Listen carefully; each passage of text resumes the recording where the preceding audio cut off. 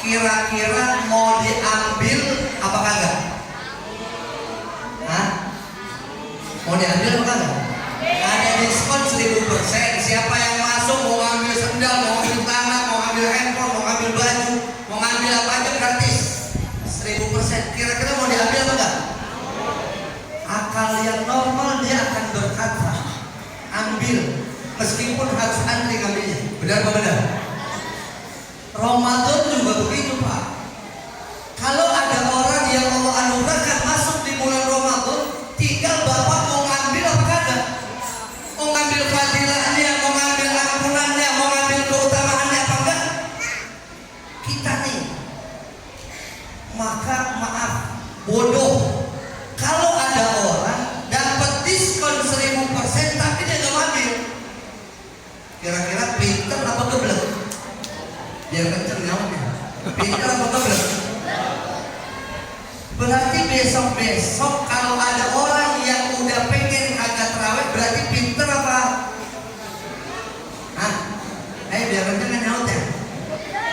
Jadi ini kita nasihatin diri sendiri Pak. Bapak kalau terawih bareng-bareng begini enak dah? Enak. Alhamdulillah. Kalau terawih sendiri-sendiri capek Pak.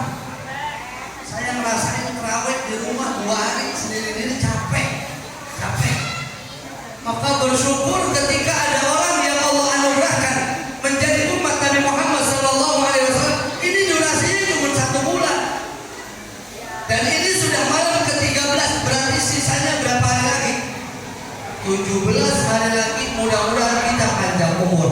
Mudah-mudahan kita sehat walafiat. Ada seorang imam namanya Al-Imam Ahnaf bin Qais.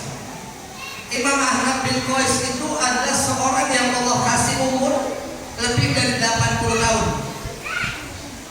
Ketika Allah kasih umur 80 tahun, dia rajin ibadah, dia rajin melaksanakan ketaatan kepada Allah. Kemudian ada orang yang negor. Ada orang yang ngomong begini sama dia. Ya Ahnaf bin Qais, as-sawmu yudhifuka. Wahai tuan imam, engkau udah tua, udah jangan rajin-rajin ibadah. Udah puasa jangan rajin-rajin, ibadah jangan rajin-rajin. Jawaban seorang tua yang usianya di atas 80 tahun, beliau berkata, U'idduhu li safarin tawil. Sesungguhnya saya beramal ini, saya melakukan ini, saya rajin melakukan ibadah karena sesungguhnya saya sedang mempersiapkan diri untuk apa? Untuk perjalanan yang panjang. Kapan perjalanan yang panjang? Perjalanan yang panjang Bapak Ibu bukan saat pulang kampung, bukan. Perjalanan yang panjang kita bukan saat besok kita mau lebaran, bukan. Perjalanan yang panjang akan kita mulai saat kehidupan di dunia selesai. Kita masuk ke kuburan. Orang yang ada di alam kubur dari zaman Nabi Adam sampai hari ini, dia masih mendapatkan siksa dan nikmat. Kalau dia min ahlil khair, dia dapat nikmat. Kalau dia min ahlil adab, dia dapat adab. Dia nungguin sampai hari kiamat Pak.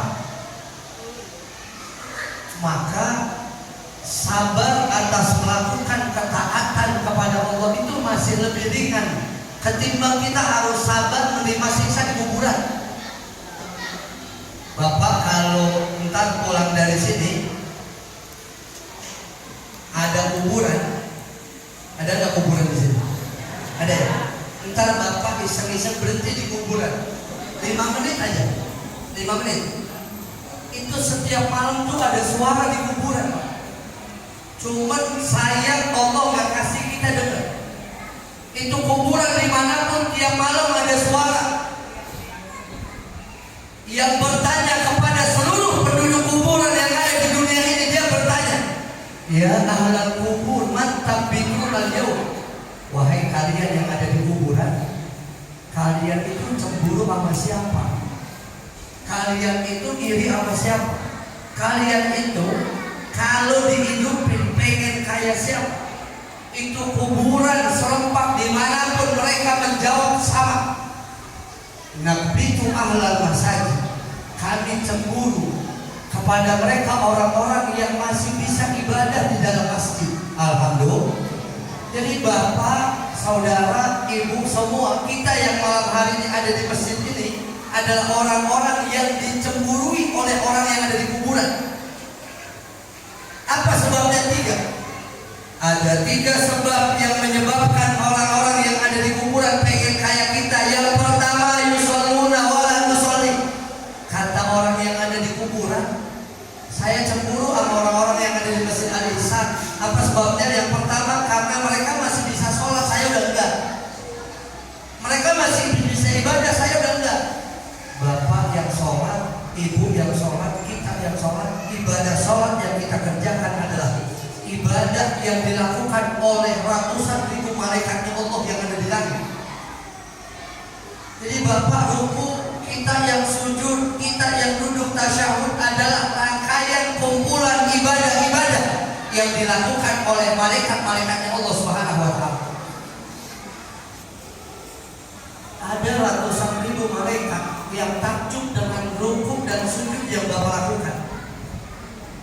Tuan Syekh Imam Ghazali mencantumkan ini dalam Ihya Ulumuddin dalam Asrarus Shalah. Kalau bapak ibu pengen tahu rahasia sholat yang bapak kerjakan adalah rahasia yang ketika Allah banggakan kita manusia kepada malaikat yang ada di langit. Annal abda idza shalla rak'atain ajiba minhu asyaratu sufufin minal malaikah kullu sufufin minhum asyaratu alafin minal malaikah. Ada yang tahu artinya? Hah? Enggak. Itu manggut-manggut aja Pak. Ngantuk. Bapak sholat, ibu sholat, itu di belakang kita ada 10 baris malaikat Pak. Cuma memang nggak kelihatan. Ini porsinya porsi iman, bukan porsi akal, bukan, jangan pakai akal.